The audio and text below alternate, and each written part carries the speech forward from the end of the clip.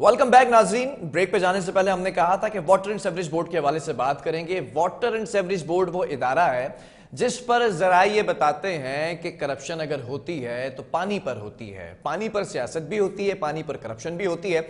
और क्या इजलास के अंदर ब्रीफिंग दी जाती है, जिस तरह मैं आपको बताने वाला हूं कि एक इजलास हुआ जिसकी सदारत की वज़ीर बल्दियात सैयद नासिर हुसैन शाह ने। ऐसे इजलास कई मुनक़िद किए जाते हैं और जहां पर हमारे नुमाइंदे भी मौजूद होते हैं वो इजलास को कवर करते हैं और उसके अंदर जो बारीकियां होती हैं वो हम फिर आपको बताते हैं। हमारे साथ नुमाइंदा K21 न्यूज़ तारिक काज़मी इस वक्त ऑन कॉल मौजूद। तारिक, हमेशा आपने वाटर एंड सीवरेज बोर्ड के ऊपर रिपोर्टिंग की है, ये जानना चाहूंगा सबसे पहले मैं कि ऑब्वियसली इस इदारे को 18वीं तरमीम के बाद जब सूबाई खुद मुख्तारी हासिल हुई तो ये सिंध हुकूमत के अंडर आ गया। तब से लेके अब तक क्या मामलात हैं जो सुलझने का नाम नहीं ले रहे? देखिए बिलाल, बिस्मिल्लाहिर्रहमानिर्रहीम, इय्याका नअबुदु व इय्याका नस्तईन। मैं आपको तफसीलात का अगर कि गुज़िश्ता कुछ रोज में एक वज़ीर आला सिंध का एक इजलास हुआ था जिसके अंदर कराची में पानी के देने के हवाले से काफी जिम्मेदारियां लोगों को बांटी गई थी। इसके अंदर एक टास्क फोर्स बनाई गई जिसका चेयरमैन वज़ीर बल्दियात सिंध सैयद नासिर हुसैन शाह को बनाया गया। और तमाम जो चीफ सेक्रेटरीज हैं, जो मुआवने खुसूसी हैं वज़ीर आला सिंध के, उनको इस कमेटी का मेंबर बनाया गया। हमने देखा आज जो है, आज एक और कितने मेंबर्स हैं इस कमेटी के अंदर? बिलाल, इसके अंदर चीफ सेक्रेटरीज हैं, तमाम जो हैं वो डिप्टी कमिश्नर्स जो हैं, जो जिले वाइज हैं वो डिप्टी कमिश्नर्स हैं, असिस्टेंट कमिश्नर्स हैं, मुख्तियारकार हैं, DIGs हैं, SSPs हैं और पुलिस के ऑफिशियल्स जो हैं वो जो इस चीज को लीड करते हैं वो हैं। और दूसरी सबसे बड़ी चीज ये जो एंटी थेफ्ट सेल है उसको भी इस टास्क फोर्स के मातहत दे दिया गया।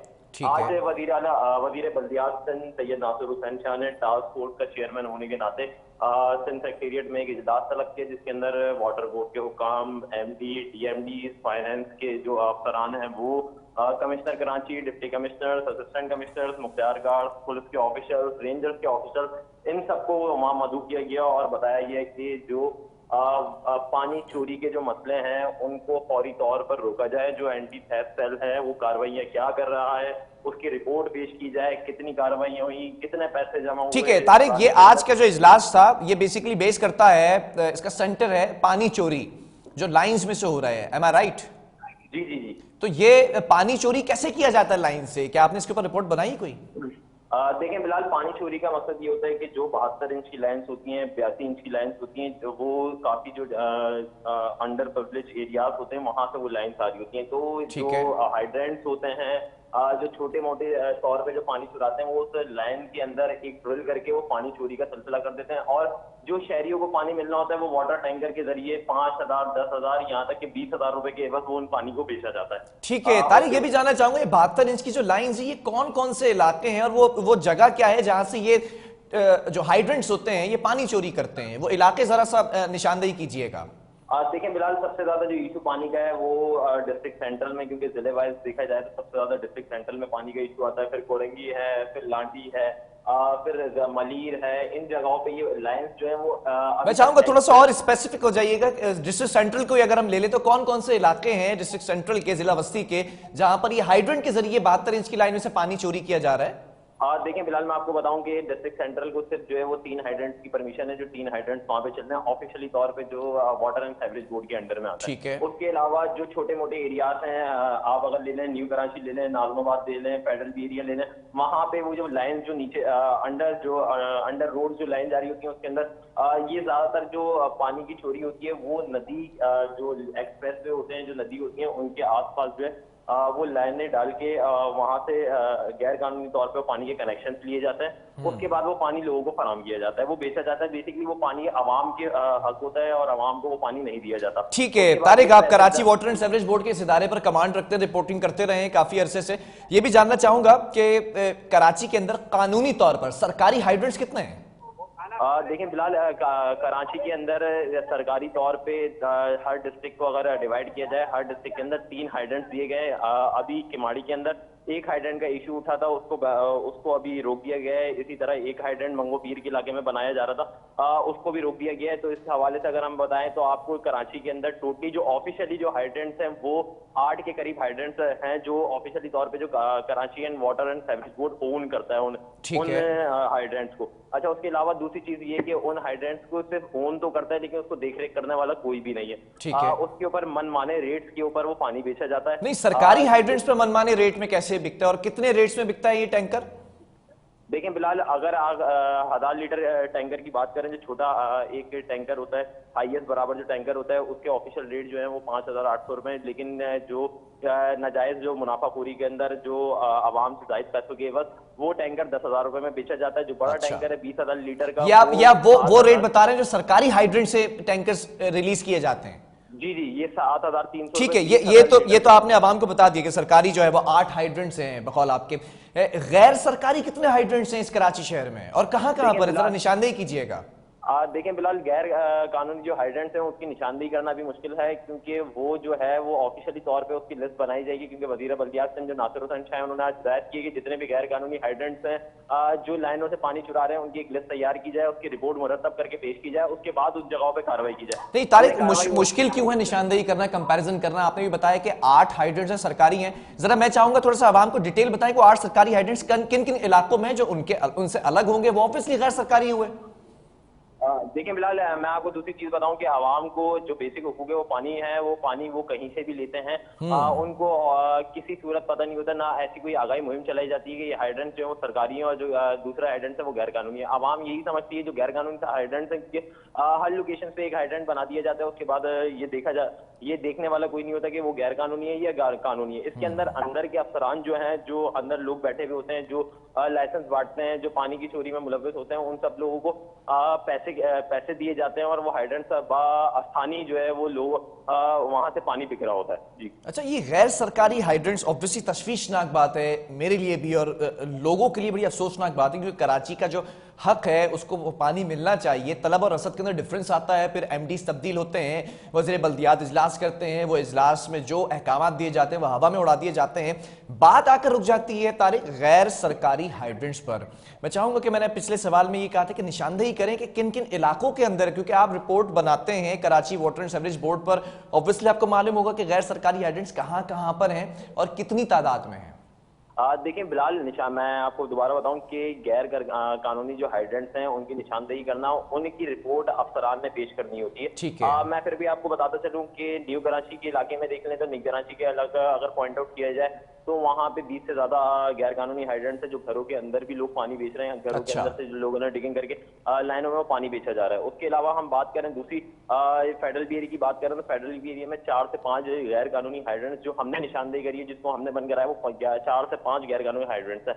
उसके बाद हम लियाकताबाद टाउन की तरफ आते हैं। लियाकताबाद टाउन में हर दूसरी गली में, हर तीसरी गली में यही सिचुएशन है कि लोग डिगिंग करते हैं, डिगिंग करके के बाद वो लाइनों में सुराख करते हैं। उसके बाद जो है वो पानी जो है वो लोगों को बेच दिया जाता है, जिसको देखने वाला कोई भी नहीं। हालांकि एक इदारा कायम किया गया है जो वाटर एंड बिलिंग का है, वहाँ के उसको ये ताज दिया गया है कि निशानदेही करने के बाद उनको बिलिंग दी जाए, उसको देखा जाए। ठीक है, ये तो इश्यू समझ में आ गया। आवाम बखूबी आपको सुन रही होगी और देख रही होगी इस वक्त।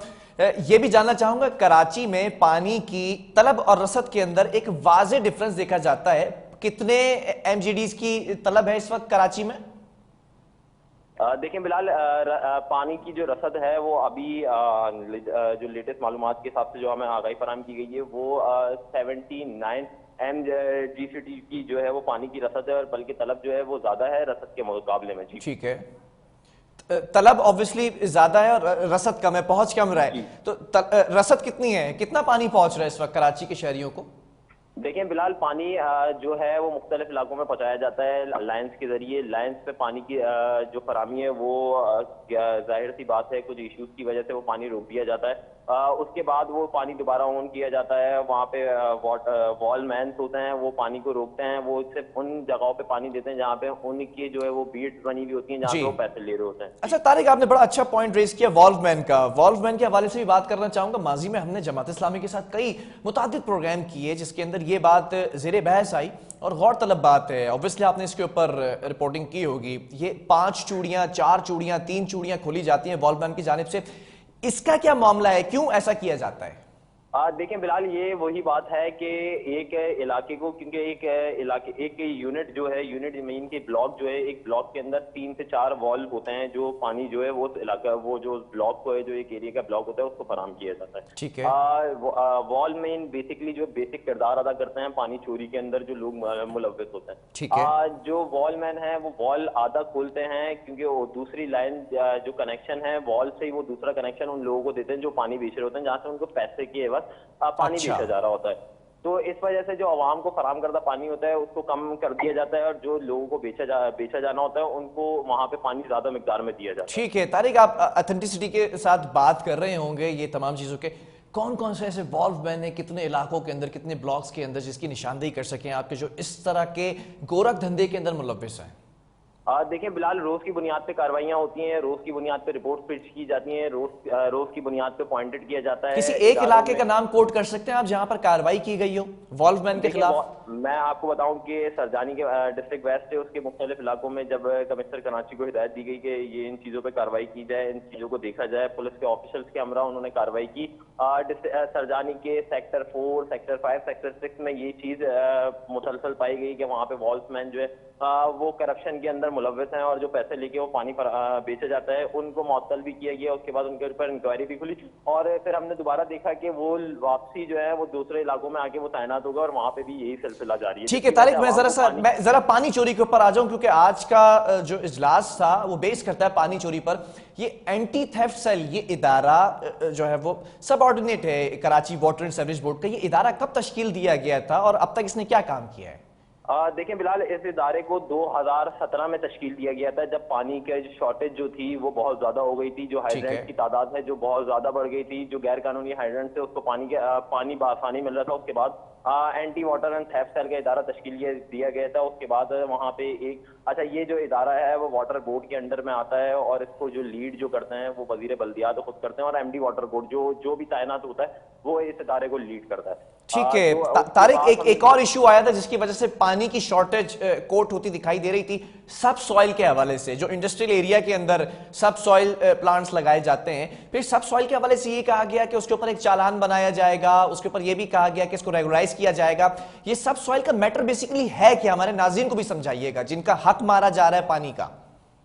देखें बिलाल, पहली चीज तो ये कि जो इंडस्ट्रियल एरिया होता है उसको ऐसी जगह पे इंडस्ट्रीज बनाने की परमिशन दी जाती है जहां पे पानी की जो है वो जो अखराज है, क्योंकि वो जहरीला पानी होता है, क्योंकि वो टेक्सटाइल इंडस्ट्रीज होती हैं, उनको परमिशन दी जाती है कि वो ऐसी जगहों पे इंडस्ट्रीज कायम करें जिससे आवाम को जो है वो नुकसान ना हो। उसकी टेक्सटाइल इंडस्ट्री में पानी का यूजेज सबसे ज्यादा होता है, क्योंकि वहां पे क्लोथिंग होती है, तो इस वजह से पानी की यूजेज ऑटोमेटिकली बढ़ जाती है। तो उनको अच्छा, सब सॉइल के हवाले से ये भी बातें सामने गर्दिश में आई थी जब एंटी थेफ्ट सेल के इंचार्ज राशिद सिद्दीकी थे, तो कुछ बेहतर काम होते हुए दिखाई दे रहे थे, एफआईआर्स भी कटती दिखाई दे रही थी।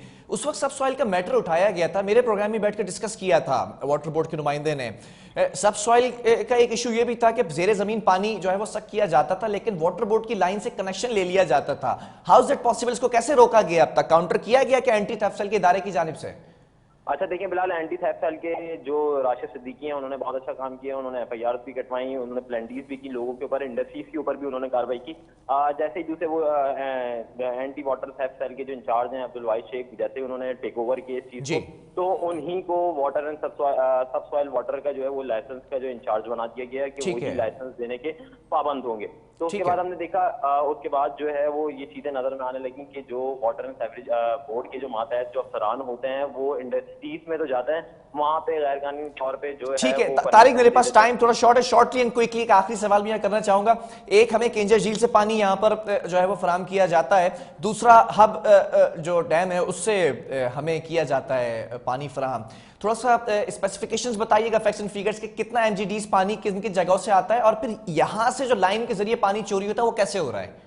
देखिए बिलाल, सबसे ज्यादा जो है वो मेन किरदार अदा करता है केंजर झील। अगर केंजर झील में पानी की जो सतह है वो कम होने लगती है तो उसके बाद वो ऑटोमेटिकली कन्वर्ट कर दिया जाता है हब रिवर जो है वो, जहां से पानी जो है वो आवाम को, कराची के लोगों को प्रोवाइड किया जाता है। अच्छा, कुछ जो इलाके हैं वो केंजर झील से डायरेक्ट कनेक्टेड हैं जहां से उनको पानी फराहम किया जाता है, और कुछ इलाके जो जैसे डिस्ट्रिक्ट सेंट्रल है, डिस्ट्रिक्ट साउथ है, डिस्ट्रिक्ट ईस्ट है, इनको हब रिवर से पानी फराहम किया जाता है। जब पानी की सतह जब कम होती है, जैसे कि बारिशों की कमी की वजह से अभी कैंजर झील की पानी की सतह 52 फुट के ऊपर आ गई है। तो पानी की सतह अगर 42 फीट पे पहुंच जाती है तो उसको पानी को वहां से जो है कंटिन्यू करना वो रोक लेकिन दिया जाता है। लेकिन उसके ये बाद कैसे जो है पॉसिबल है? माजी में कहा गया था मानसून के मौसम में बारिश हुई थी, हब डैम जो है वो ओवरफ्लडेड हो चुका था, फिर भी पानी की शॉर्टेज थी यहां पर, जबकि ये कहा गया था कि पानी की तलब और रसद के फर्क को खत्म किया जा सकेगा।